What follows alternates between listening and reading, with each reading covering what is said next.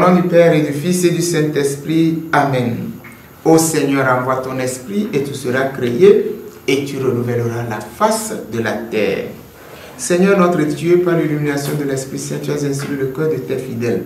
Rends-nous dociles à ton esprit pour apprécier ce qui est juste et donne-nous toujours le réconfort de sa présence par Jésus le Christ, notre Seigneur. Amen. Évangile de Jésus-Christ selon saint Matthieu.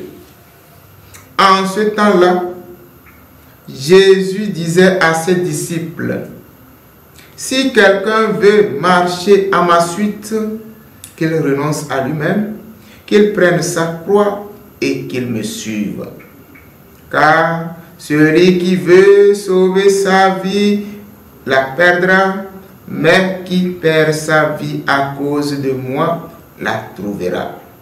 Quel avantage en effet un homme aura-t-il à gagner le monde entier si c'est au prix de sa vie? Et que pourra-t-il donner en échange de sa vie? Car le Fils de l'homme va venir avec ses anges dans la gloire de son Père. Alors, il rendra à chacun selon sa conduite. Amen, je vous le dis. Parmi ceux qui sont ici, certains ne connaîtront pas la mort avant d'avoir vu le Fils de l'homme venir dans son règne. Acclamons la parole de Dieu.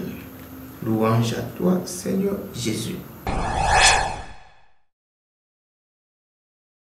Chers frères et sœurs, l'évangile que nous propose l'Église en ce vendredi 9 août nous montre Jésus qui révèle à ses disciples que le disciple doit marcher là où le Maître a marché.